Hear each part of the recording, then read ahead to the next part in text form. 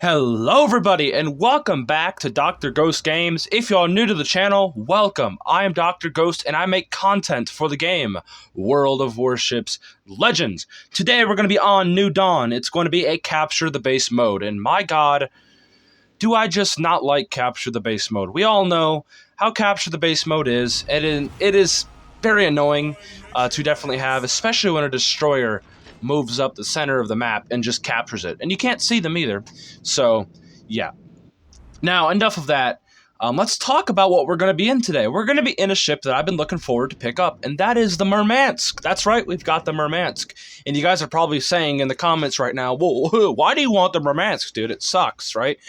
Well, no, not necessarily. If you guys are long-term viewers of my channel, you guys should know by now that I actually really love the Omaha. And since the Omaha is one of my favorite Tier 4 cruisers, the Murmansk is a Russian Omaha, and it's premium, so I really wanted to try this thing out. And since, you know, it's an Omaha class, I felt like I needed to get it. So I did get enough steel today from all the ranked and from the challenges. When you complete the campaign, you get extra steel and stuff. So I got it today for you guys, and yeah, so I'm going to be taking it out for a bit of a spin. Now, one thing I need to point out with the Murmansk is it has the same, I think, HP as the Omaha, but it has one less torpedo tube. However, the torpedoes go out to 8 kilometers, which is actually pretty darn good for an Omaha class. Just like the Marblehead, I believe, has 8-kilometer torpedoes. Now, the one thing I don't like about this ship is it's missing an extra gun in the back. One single mount 150mm gun is missing in the back, unfortunately.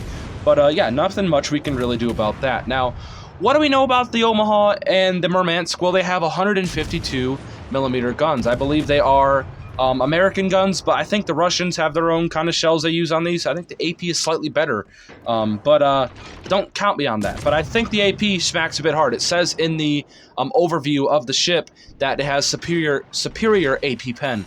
So we're going to be testing that out right now. We're switching over to armor piercing, and we're going to try to shoot at some of these broadside cruisers. Now, that is a Hawkins about 10-11 kilometers out, and yeah, we're getting some good damage, but, you know, nothing too crazy at all. So we're trying to close the distance here, get the closer we are. Hey, and there's a Citadel. Bing, bada, boom. And we're going to keep rinsing and repeating. Now, I need to start, you know, getting, or not start getting, but I need to start thinking about if this ship is better than the Omaha, and I truly think not. I think I would still prefer the Omaha, not just because of the fact that it has an extra torp tube, but it's also, I've been playing it a lot more, and it has faster reload, it has better concealment, and the captain I have is, of course, 16-4, so I just can utilize the Omaha a lot more. But would I say the Murmansk is bad? No, it's basically an Omaha. It's really nothing, there's nothing too different from the Tech Tree Omaha and the American line. It's just missing an extra gun, and it has 8-kilometer torpedoes. So, I don't know. I think this ship is good, and if you guys like the Omaha, a lot of people don't. A lot of people do not like the Omaha because of the fact that either they don't know how to play it, or they just, you know, don't like the fact that it has no armor, and it gets citadeled usually every time it gets hit. And that's true, it does. But if you guys can play it well, and you guys can use islands and use your concealment and position yourself well, you can do very well in these kind of cruisers. Now, we're up to 37,000 damage. We're up to 7 citadels, which is absolutely crazy. And you guys could just watch the gameplay for yourself throughout the whole entire match. I mean, these guns are no slouch, and we are absolutely crapping on some of these guys with these beautiful armor-piercing shells. And we are now going to be switching over to this Furataka here, or this Hawkins, because he's coming out broadside, and he's just asking for it. And, you know, that's when these low-tier cruisers can really just be absolutely deadly. And it's when these cruisers do not know how to play and they just keep sailing broadside, and look what's happening to them. There's 3 more Citadels and another one, just to throw it in for her extra measures there. That's our 2nd kill of the match, and that is our 12th Citadel. Absolutely beautiful. We're up to 54,000 damage. We have 4 plane shoot downs. Keep in mind, it is a carrier match because, of course, it's a carrier match. And we all know how we just love carriers in this game. But, yeah. So we got to fire on that destroyer. We are doing our job as a cruiser. We are trying to kill this enemy DD here. Like I said, if you guys watched my prior video, you guys need to do your jobs in your ships, guys. Even if you're in a cruiser or a battleship or a carrier. You know, Cruisers are literally designed to destroy destroyers, and of course escort ships, provide artillery support and AA support. Really not that much AA on this ship, by the way. The AA is very mediocre, but it has a couple fighters, so I mean that's good, I guess, but we all know how fighters are in this game. They are almost useless. Sometimes they work, sometimes they don't. But yeah, so we're at 9,997 hit points, basically 10,000 hit points. We almost took a torpedo on the rear there, but you know, we managed to get fast enough to avoid it. Now, we are actually getting high explosive citadels off this Hosho here, or the Ryujo. It's a Ryujo? Yeah, it's a Ryujo. We're up tiered, of course we are. But yeah, it's a Ryujo, and we're actually getting high explosive citadels on that Ryujo there. And we're up to 76,000 damage, and we're just rolling in the damage, and we're rolling in the citadels for people who like these kind of matches here. But as we know, the Ryujo and most carriers are very lightly armored, so it's not uncommon for high explosive shells, especially high explosive shells that have extra penetration, to citadel the crap out of carriers. And we're just doing it every other salvo, and it's absolutely hilarious. And yeah, so if we could take out that carrier, that would be huge for our team.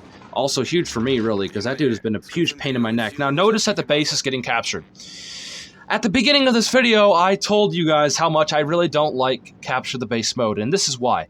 People that could just go in as a destroyer with 5-kilometer concealment and capture the base, it just ruins the play, or not the play, but the flow of a match, and it's just so annoying. I wished our carrier would have actually gone and spot the darn destroyer, but I think he might be in a smoke screen. And there's just nothing we can do about it. We have no more ships to get there fast enough to defend. I'm trying to make my way back. I'm trying to ping the carrier to spot that destroyer inside the cap. But unfortunately, I don't think it's going to happen. So, but we'll have to see. Now, we're up to 82,000 damage. The carrier is down. We have 3 kills. We have 15 citadels. Not a bad match at all. And, of course, we have a high caliber.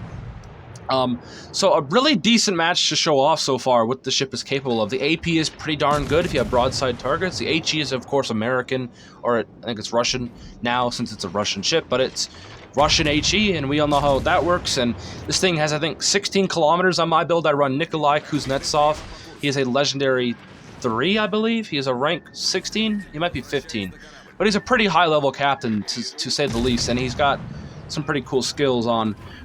Now, keep in mind that this kamikaze here is basically FUCKED. He is going to be sent back to port, and yeah, just like that.